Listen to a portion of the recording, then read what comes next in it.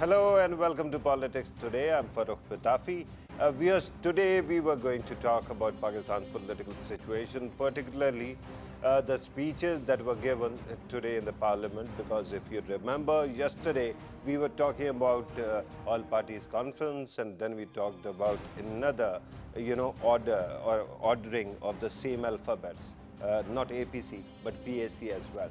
But today, something else has happened. It is a big development. If you remember, for 8 years, we have been talking about Asia Bibi case. Today, Supreme Court of Pakistan, in its review, decision or appeal, a response to appeal, actually gave a verdict that frees her. And that is quite interesting, because immediately there were religious groups that started protesting in the country, and speeches were made on the streets which were not very welcome. After that, usually in the past, whenever something of that sort happened, the political leadership of the country would disappear, and for 1 or 2 or 3 or many more days, we wouldn't see their faces. But this time, the Prime Minister of Pakistan comes on national television and addresses the people, condemns the wrong statements, also points out how important it is to stand with the national institutions, for example, the army, the judges, the judiciary actually, and then also, number 2, also assures people that roads will not be allowed to be blocked. That is most welcome. I say it because there were times in the past that we kept on complaining that the Prime Minister of the time or the ministers of that time didn't show up when we wanted a clear statement. Should we celebrate this statement? But we have to remember that the elements who are protesting are still on the streets. Let us talk about both the aspects of the matter. In order to help us understand these issues, we are joined by Shandana Gulzar Khan Sahiba, MNA of ruling party, that is PTI, Pakistan Tehreek-e-Insaf. Thank you very much for being part of the program. Next to her is Waqas Ahmed, a political analyst. Thank you very much, Waqas, for being part of the program. And next to him is Zahid Giskori, one of my favorite investigative reporters. Thank you very much, Zahid, for being part of the program as well. Shandana Sahiba, first of all, I will ask you to comment on the speech. And do you think that after this speech, there will be an impact and people will go back to the houses? Thank you, Farhan. It was quite a speech. It was short, but it was, it hit me where I think the entire nation was hoping to hear something. As you know, the ruling came out earlier today. Let me just explain my background. I'm a lawyer, and on top of that, I'm a trade lawyer. I had a look at the judgment of the Supreme Court today. And it's interesting that the Prime Minister didn't get into any of the legalities, which means it was very clear to him that the cruelty she has suffered at the hands of the state must end. It takes a very strong Prime Minister to say, to completely overlook the legal aspects and come straight to the issue. And what is the issue? Today, you said religious parties or religious elements in the country. Right. I don't call them religious at all. They are political elements. This is a power grab. This has nothing to do with religion, neither theirs nor ours. They issued 2 interesting statements. The first one was they asked for the death of the judges who decided this case. Right. Secondly, they asked for the army. Mutiny within the army to rebel against the current chief, the current chief of the army staff, calling him a non-Muslim. Now, what's interesting is what they're saying by default, that if you're a non-Muslim, you're liable to be slayed in this country, and that is where their political ambitions come forward. Nothing to do with Islam. The Prime Minister made a few things very clear. He appealed to the people. He did not order. He requested them that don't destabilize a country which is struggling as we speak economically to come out of difficult times. Right. Look at the poorest in this country. And the second thing he says, which made my day, is that if you are going to take the law into your own hands, I am the chief executive. It is my job to protect the lives, the livelihood, and the protection of the people, as well as the interchanges and the roads. So do what you will, but remember, if you push us, we will respond. Right. Let me now go to Waqas. Your take on this? I guess this is a very swift response and a response that should have come from a leader. And Have you seen something like this in the past? I guess I haven't seen. If you remember, there was a documentary, actually a movie, on which there was similar kind of reaction. And the then Prime Minister, actually from People's Party, took to the podium, but he was, found, coddling and mollifying these elements rather than actually addressing the people standing with the state institutions. Do you see anything different now? Actually, this is in fact one of the most articulate speech in a very complex situation from Prime Minister Imran Khan, and I guess this is something that is required from a leadership. Right. And I see no parallel to this statement of the Prime Minister for today. And one important thing that Imran Khan has said to the people, that he has appealed and he has not shown the in fact tough face of the state, whereas it has, and it has the every right to use force and other such matters, but still keeping all those elements which are on the streets and taking them as citizens. Prime Minister has once again appealed them, and they have asked them to be calm and cool and not to take law into their own hands. So I guess it's very positive, and this is how a leader should act, and this is Speak as well, right? Exactly. The problem at this moment is these elements have been there for quite some time, and they don't hear, or they don't want to listen to anybody. So what happens next if they don't listen to the Prime Minister's appeal?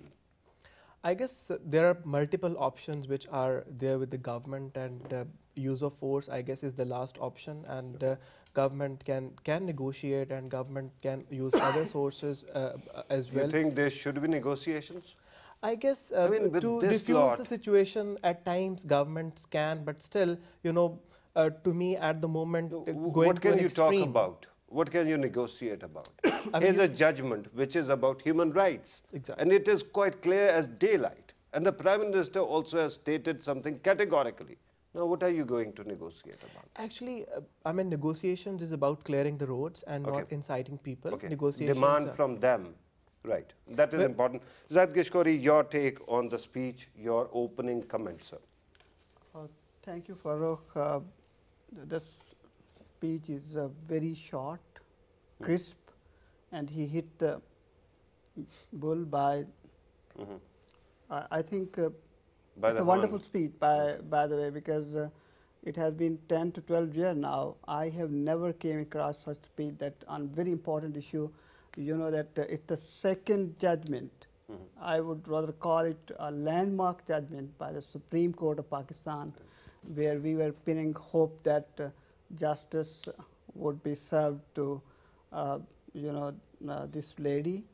And whole world was just watching us on this very important issue. And the good news is that the judge, who is very vocal on such issues, particularly belong to human rights, is going to become Pakistan next Chief Justice. Okay.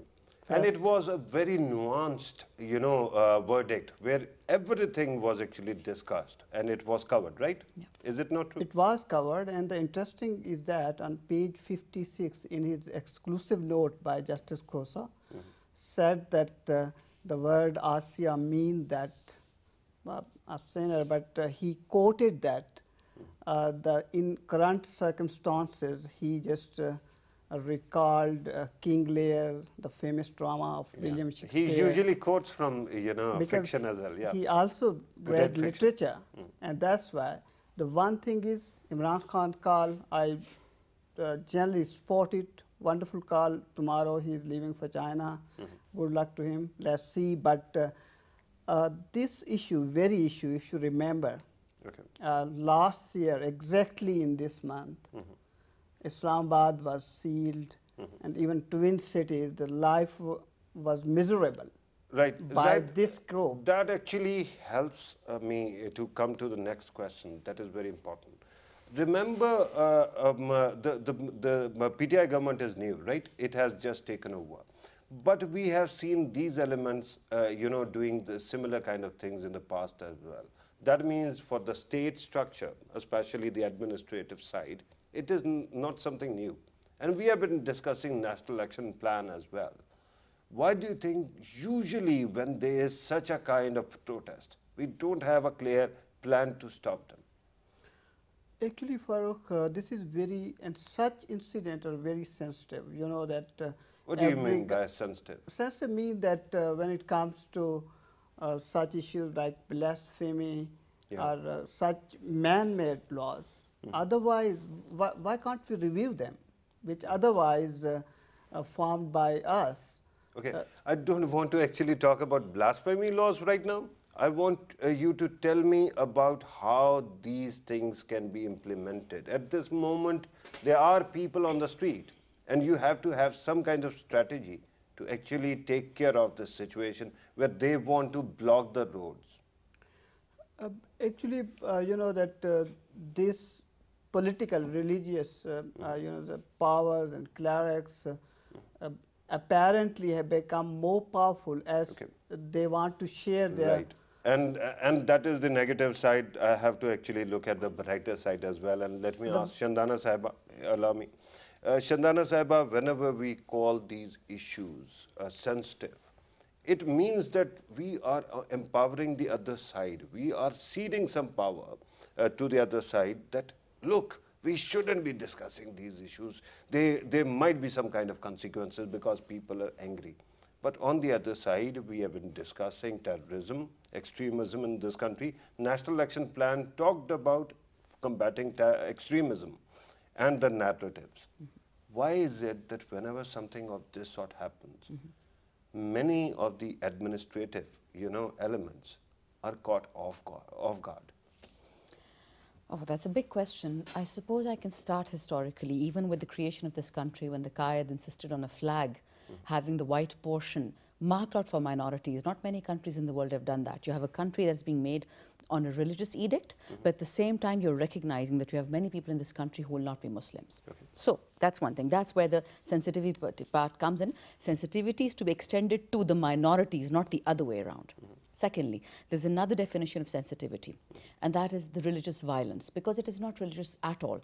That is how it is portrayed. That's how it gets legitimacy. When I am saying that I am fighting on behalf of my religion, and therefore if I'm going to incite violence, if I'm going to provoke extremism, if I'm going to provoke mutiny, religion covers me. And no, it doesn't. The Prime Minister was emphatically clear on that. This has nothing to do with religion. This has to do with political opportunism. They are trying to rouse the sentiment of uneducated, simple people who would like to conflate the two.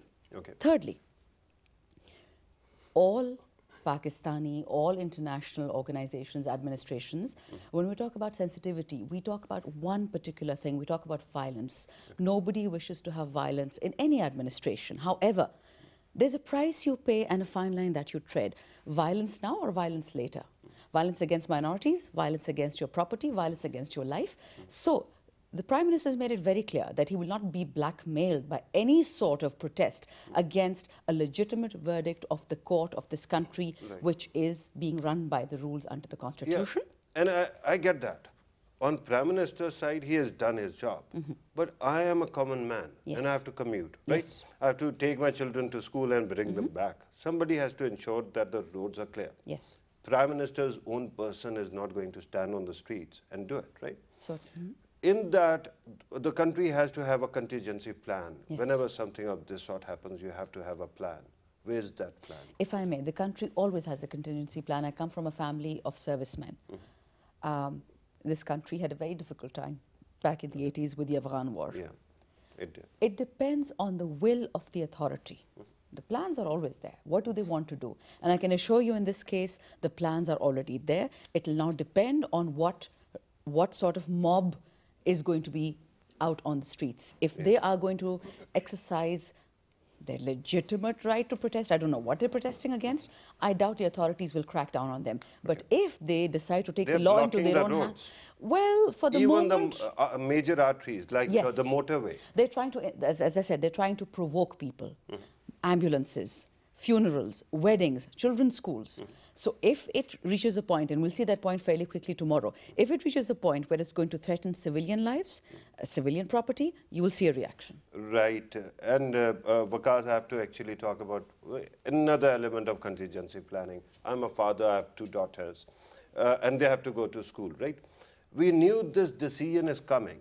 And there could have been a forewarning that it might have some kind of reaction. Anybody could actually, you know, put 2 and 2 together. And yet, I didn't see any,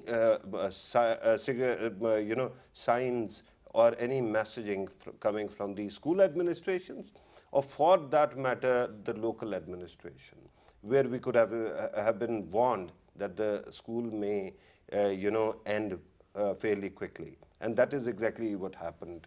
Very soon, we got a message that you have to come and pick the children, and then it was bedlam. Why is it that we don't have that kind of elaborate plans?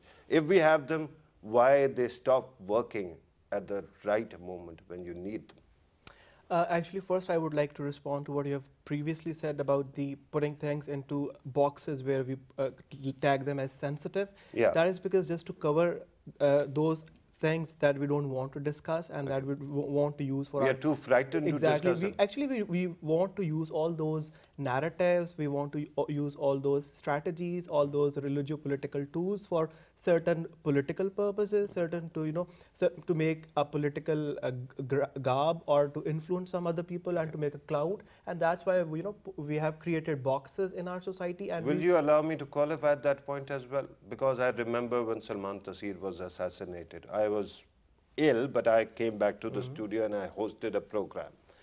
At that time, Salman Taseer was actually from People's Party. He's slain.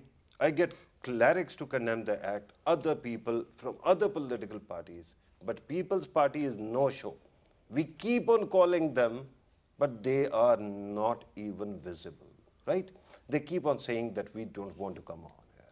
Perhaps Sharif Rahman was one exception, and a very noble one. That's why I keep on praising her all the time. The problem at this moment is we don't have the kind of moral courage that is needed coming from the leadership. Prime Minister has shown it. Exactly. But can you say that other political leaders are going to display similar kind of moral leadership today or tomorrow? I guess this is, in fact, something that we direly need, and we need it at the earnest. And what Prime Minister has shown, and I guess Pakistan People's Party's chairman has also given a statement that we should stand with the state institutions. Right. That is also positive. Now coming back to what... You're talking about Bilawal Bhutto Zardari, not exactly. Asif Ali Zardari. He's the chairman. I guess he's the co-chairman. Chairman, and yeah, of course. I mean, he's a full chairman. The president and the chairman is how they go normally. Co-chairman is a chairman also, right? So I'm talking about Bilawal. Okay. I just wanted to clarify that. To be very precise. So, I mean, that is a positive, but such type of statements are required from other political leadership as well, because at the moment, it's very important to stand with the state institutions, because in the modern day democracy, state is the institution for which we all have to stand. Otherwise, we are perished. Okay. Unfortunately. Right. And then along with that, as you have been talking about the plans, as I mean, you have your father of 2 daughters and you have to, pick them up from the school. At times, government don't want to panic people, because there was like they were expecting a reaction, but not to an extent that the roads will be blocked. But along with that... Last night, I was sitting at a 5-star hotel. All of a sudden, containers are brought in. And it is last night. And they started blocking the roads. So they knew something could happen. I mean, how much time does it take for the local government to announce, tomorrow you're not going to have a school? Actually, putting everything at a standstill from a very... too early is also again criticized by the public as well. I mean, then again, there is an undue criticism from the people. Not by the parents. May I interject and add to what you're saying? I agree, actually. The reason I agree with Waqas is that, for instance, in Muharram in Pakistan, every year we know that something may happen. So everybody puts these, safeguards in place for children, for hospitals, for everything. This is a completely different kettle of fish. You do not scare the nation, because that's different. You know, there's scaring, there's protecting, there's curbing. There's so many types of different administrative actions that the government has to take. We can't put them all in one basket. Yeah, and that wouldn't be fair to the public. That what is your government saying? I understand that you're defending the government No, as well. I'm not defending the government. But What I'm I'm not telling talking you about is your government. I'm talking about the other local governments. administration. No, I understand. What I'm which telling was you, totally invisible to No, there was a reason they were invisible, and that's what I'm trying to explain. You protect your people to the best of your ability. You don't terrify them before an event that hasn't happened. And so there has to be a fine balance between how do you protect them and how much do you protect them. Right. And You want to say something? I'm coming to you. Add one more thing, that I mean, these people have a history as well, but still these people were blocked at a point and they were not allowed to move further. And the situation in Islamabad was, I mean, roads were packed, but people were like safely managed to reach their home. So they actually worked till 1 o'clock. So we saved lots of working hours as well. I mean, you are thinking from an emotional standpoint, and that is like totally understandable. No, but still there is another standpoint to tell you know, I tell you, in Islamabad, we have endured it repeatedly. We have seen many similar kind of, you know, obstructions. But this time the problem was we didn't know. One child has to be on the other side, right? Exactly. Pindi side. And then you don't know what happens. And that is the problem right now, Giskori Saab, when you talk about, you know, implementing all the plans. We must have some drills that could have been implemented. Actually, you know, and the problem is, while roads are being blocked or were being blocked, there was you know, social media channel administered by the very same people who were blocking the roads. And PTA didn't block it. It could have been, right? Listen, Farooq, the problem is it's a very right time. All political parties should stand up to the reason Prime Minister expressed today. If you remember, previously last year in these months, some political parties who were in the opposition at that time were supporting this very group, which empowered now on just playing politics on religious matters. Okay. The issue is now political parties must show their maturity, how to handle with such sort of very sensitive thing. Yeah, you know, but agreeing is not the problem here, is it? You know, when we had National Action Plan, the agreement was that not everything is hunky-dory and that we have to reform a lot of things. But what happens then? There is a civilian side to it, there is a military side to it. Army does its job well, and you know how well. And when it comes to the political side, we united under one banner for one day. And then everybody had their own worldview. Actually, Farooq, look, we always been discussing here National Action Plan, and this was a very important point left over, unfortunately, could not be addressed. The issue is that previous government struggle, Pakistan regained peace, 80%, even right now 85%, acknowledged by State Department that Pakistan is now witnessing peace for the first time, even better than India. But the issue is to bring such element into mainstream political or electoral process. Okay. There should be a mechanism to empower them, or to actually make sure that they are moderate? The first thing, the moderate.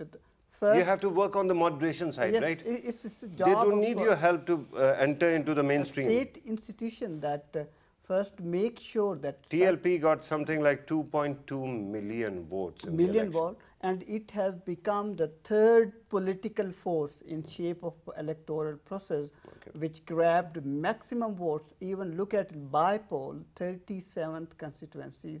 In Punjab, this party was the second political party surpassing PPP behind it. Okay. So issue is to bring such element into mainstream politics, make sure that they first are disassociating themselves from violence, then come to this field. You have to have some kind of parameters to ensure that if they come back to the main life, they are moderates enough, that they don't actually hijack the national agenda and start punishing people, And right? one more point I want to add here. I have to actually... If the last year, the state, unfortunately, in my view, surrendered when this group was on Faizabad, that the government went State into surrendered. an agreement. Hang on. by the State government. surrendered. Yes, it did. There was... That's why they are here today. I'm sorry. This is the exact kind of whataboutry that I keep on complaining about. Before the Red Mosque situation, everybody was saying, why doesn't the state do something? The moment they actually take action, everybody starts saying, look, there was a loss of human life, it was sad, this shouldn't have happened, right? Even here, we kept on pushing the government for some kind of action. When they do, there was a reaction. Nobody had a clue. And at that time, the state goes and reaches out and settles the matter through dialogue.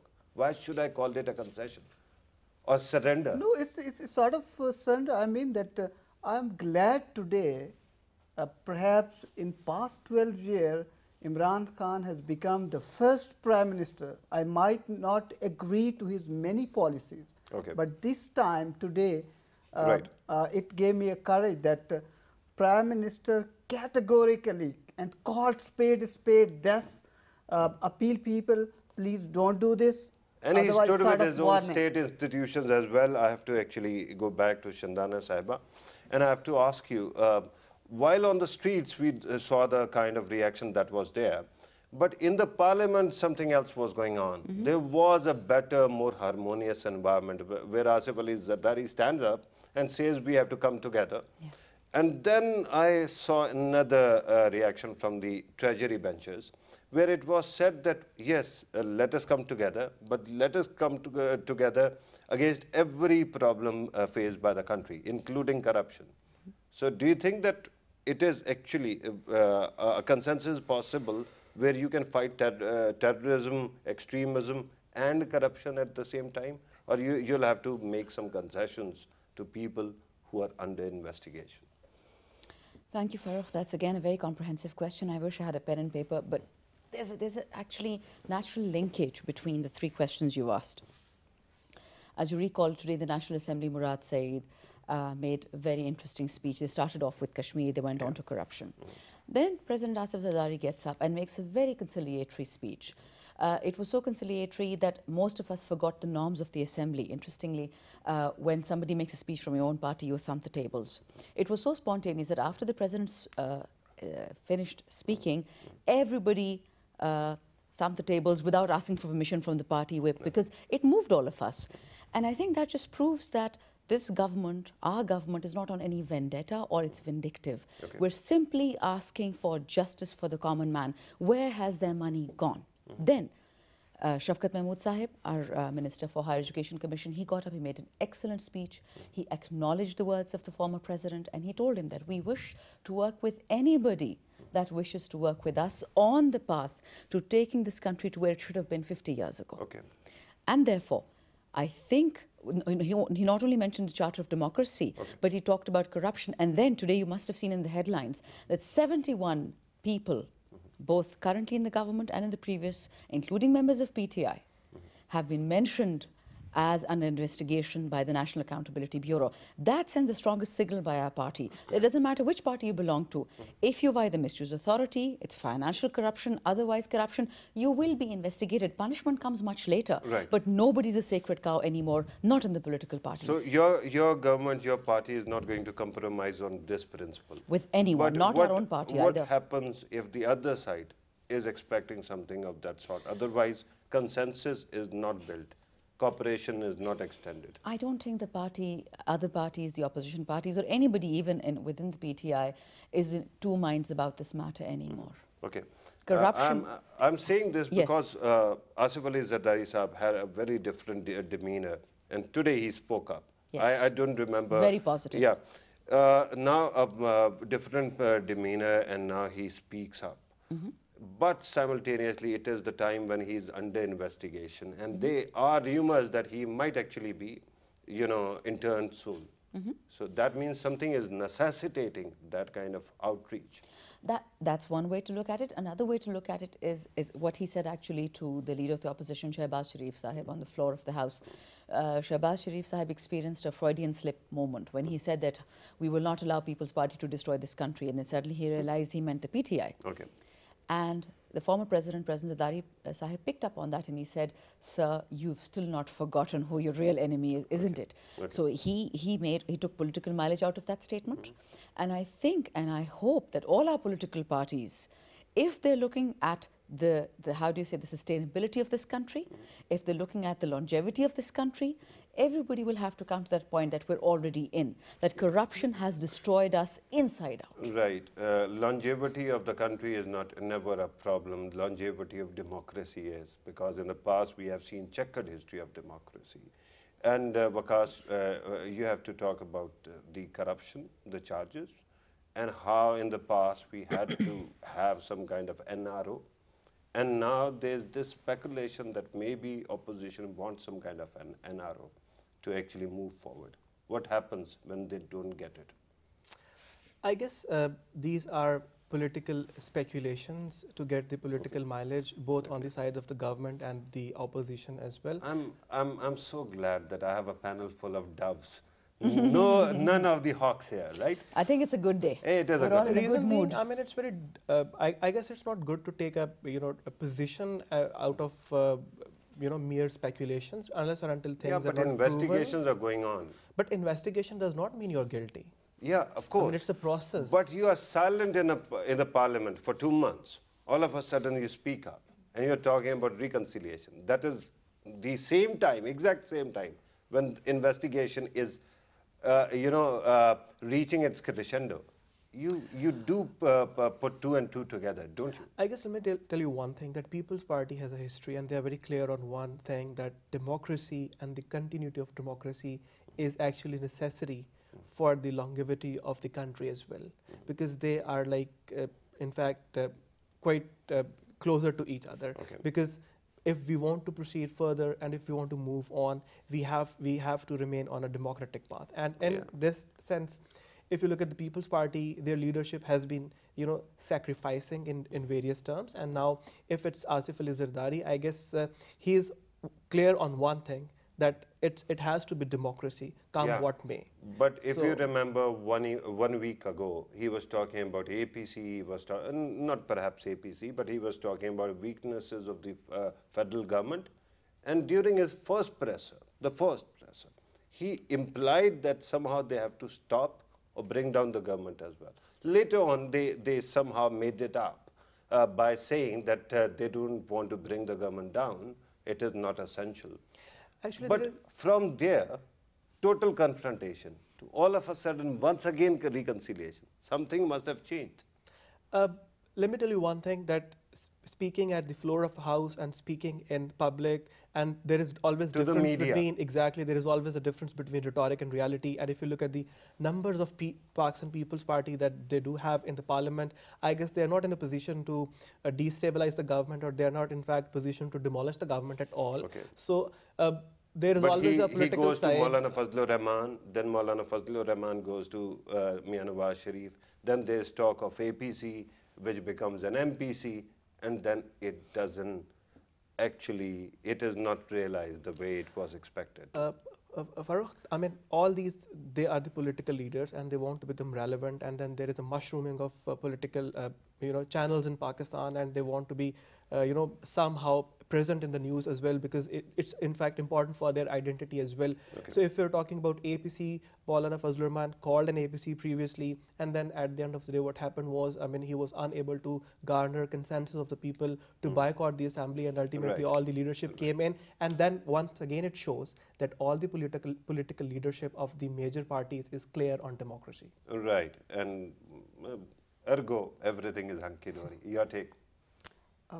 Farooq, listen, we talk about former President Asif Ali Zardari talk on floor of the House today. I agree to Shandana that sort of thing that he might be facing, and no, she didn't say this. She is not saying this. The point you gave, basically. She is actually very magnanimous in her assessment. The point you gave. It is my point. You threw it up, basically.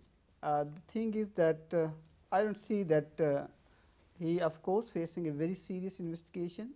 Its Okay. volume, I think, in my view, as a journalist, that volume is bigger than Panama. Around 101 billion rupees have been circulating in different fake accounts, unauthorized money. Yeah. We don't know yet that, of course, it's a matter sub judice. I don't want to comment, but yes, he is feeling the heat. But the real opposition, otherwise Pakistan Muslim League Nawaz should have been here. But the problem is that both Sharifs facing serious allegations, and again in Supreme Court of Pakistan next week, and even the Accountability Court is also going to announce its verdict in 2 different cases next month. Okay. So as Information Minister said, of course he is a lawyer, that's what he said, that he might go to jail again. Okay. And otherwise is leader of the opposition, Shehbaz Sharif, are also facing a serious investigation. Okay. But yes, unfortunately, I doubt here that this ruling party, which has the track record to rule KPK in 5 years, the accountability process could not excel over there. Okay. And that's why I'm a little confused about it. But yes, they are bringing some sort of new legislation. Yeah, whether they delivered or not, the demand or expectation of their voter, their constituent has been that they have to deliver on accountability. And this is something they cannot move away from. Let me go back to Shandana Sahiba, and the question now is, since you are feeling so magnanimous, let me ask you about Public Accounts Committee's chair. Why can't your party actually nominate? Incidentally, in full disclosure, I should tell you that one of the participants actually nominated you to be the head of it also in the previous program. But right now, the tradition is that the leader of opposition is appointed as chairman Public Accounts Committee. Why is your government not doing that just now? Interesting. You're probably aware that the word tradition in constitutional terms comes from the UK, where they don't have a written constitution. Yeah. They do things the traditional way, which is unwritten I didn't written say documents. conventional. I said traditional. No, I'll explain. Now, sometimes conventions, traditions, they work in parliaments and they work well and they function well and you establish traditions. Now, interesting, in EU laws, there are certain things which don't become traditional till they've been done for 25 years. Okay. But I'm talking about a specific law at this point in time. Twice it has happened between the former 2 governments where traditionally they ceded the Public Accounts Committee to each other. And they had members of all parties within that committee, because that's how committees function. You have a leader and then you have people from all the parties, majority being from the treasury benches. What is interesting this time is that there are accountability cases against the leader of the opposition. Now, what message are we sending to the public at large? Are we making fools of them? Are we making fools of the voters that, yes, your vote matters, you've brought us in on an anti-corruption drive, you've brought us in on an accountability drive, and the very man who is going to be looking at those public account committee audits and numbers and figures is a man who has cases against himself. Yeah. What are we telling the nation? But so we have no problem in giving, if I may. You just pointed out that majority will be from treasury benches, right? Certainly. If I could complete. We have no problem in handing over the chairmanship or chairpersonship of the Public Accounts Committee to another member of the opposition who has no such dispute or case against him or her in the National Accountability Bureau. That's not the issue. Off the top of your head, do you have any names in your mind? Absolutely not. And there's some people I respect a lot, but I think it would be unfair for me and preemptive to take a name at this point. But the problem is whether you have somebody appointed from opposition or not. Why are you taking so much time? Oh, that's not us. What happened was, by law, we should have had all our committees running within 30 days of our oath taking. But because the opposition decided that it has to be the leader of the opposition and there's not a single rule or law or bylaw that they could rely on, they were only relying on tradition. And you don't make a mockery of people's votes by relying on tradition. You show us some rule, you show us some law, we'll follow that. What we have made as a counter offer, that anybody from the opposition would be acceptable, provided they're not in any legal trouble, especially with accountability and corruption. Yeah, but a speaker is there. Yes. And he came from your party, right? Yes. So he is going to appoint somebody. He can. And the person can be from your party as well. Why not do it? No, that's not how we want to go. We want to keep the opposition in line. We want So to... you believe in new traditions, but you do. If it's a good tradition, we'll follow it. If not, we'll create one. That's not a problem. What we wish to do is the following. We want all committees to be functional. We want the opposition on board, because if you don't have a healthy opposition on board, who knows what anybody is going to do in a committee? Yeah, but opposition's health is not your lookout, is it? No, That's not true. It is your government. Look, the Prime Minister is the Prime Minister of the entire country, not just of PTI. Right. And that is quite interestingly put, actually. Your take on Public Accounts Committee. And do you agree with this impression that somehow the government spends too much time mulling over things when it could have done something about them?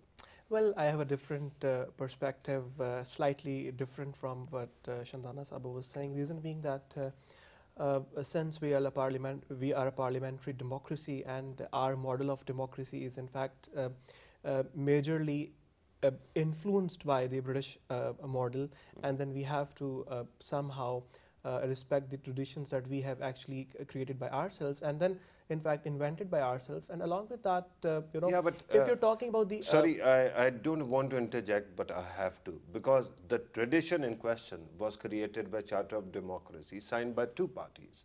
PTI was not a signatory. None of the non-ARD parties were. So why would we say that it is a long-standing tradition? It has been there only for 10 years. I guess I was, in fact, trying to come to this point as well. Okay. I mean, it's a tradition that was existing, and this is something that PTI has not cleared in public so far. I mean, it's an impression, general impression in the public. I mean, that they are violating this law. Whereas if this is the situation, they should have clarify it publicly that this is something that they are not like doing it deliberately. Can you they should qualify? Can you give an example of some modality through which they can actually do it? Because I heard ministers talking about it in the television shows. I guess they should more, vehemently project it on the social media, because these alternative should media come from Fawad Chaudhry. Probably, yes. Okay. And then let me finish it other way, because as you've been talking about the position of the chairman of this committee, I guess Shehbaz Sharif himself should not, go for it. Reason being that since he is like at time in question, and yeah, but he says that he is being victimized. On one side, he says that he is being victimized, and then he says that I am being victimized. That's why I'm not going to sit on this committee. Why would he do that? He has to take maximum political mileage out of it, and he's going to do it. If he starts with morality, that will definitely give him political mileage as well. What exactly is morality? That's my point of view. What exactly is morality in politics? That's one more hour in this studio. Yeah, it is. And it is a philosophical question, actually. But Public Accounts Committee, how important it is to have somebody heading it immediately?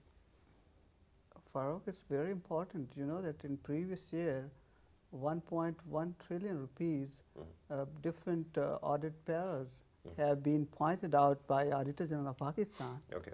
And but Auditor General of Pakistan doesn't sit in the PAC.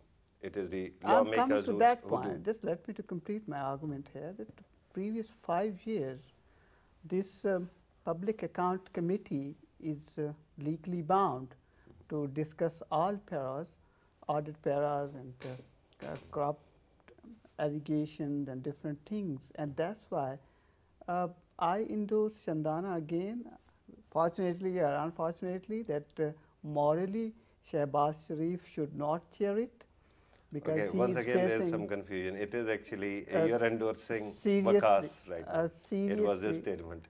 She was also saying that. Yeah. No, but she was saying that they are within their rights to ask them not to name this name. Because he is facing serious allegations and custody of National Accountability Bureau. Okay. But Shehbaz Sharif, of course, but they can choose Khaja Asif, many other from Pakistan. Yeah, and you must Party have followed what exactly was being said about Khaja Asif as well, right? There was this accusation and that even somehow... even from the government somebody came, but important issue... I mean, I see beautiful names. Fakhr Imam Sahib is great. I've seen Shandana's name, and she is very professional and she understands If, it. There are people from opposition. Ahsan Iqbal could be one. I stand by her. Ayaz Even. She Sadiq could be the an first excellent example. lady member national member parliament Okay. to preside this PSC. But PSC, unfortunately, it was very aggressive when Chaudhry Nisar was heading it. Yeah. And Not after unfortunately, that, very fortunately that it was aggressive. Whenever whosoever is heading it, if it is aggressive, That's because very it is aggressive. job to do exactly that thing. I am told that we have run short of time. Zahid Giskori, we don't have another hour to discuss the moralistic aspects of these matters, but one day we will. Thank you very much for your time. Waqas, Ahmed, thank you very much for your time as well. Shandana, Sahiba, thank you very much for your time too. It was great listening to all the participants. Viewers, you have listened to our participants. We tried to cover a lot of ground, right from Prime Minister's speech to this new environment of reconciliation, but reconciliation without compromising the principles. We have to wait and see what exactly is going to be the nature of things in coming days. But at this moment, there is skepticism and yet there is optimism as well. With that, we have to live with the two varying quantities that at times look antithetical, but that is the nature of life in Pakistan. This was today's program. Thank you very much for watching us. Take care.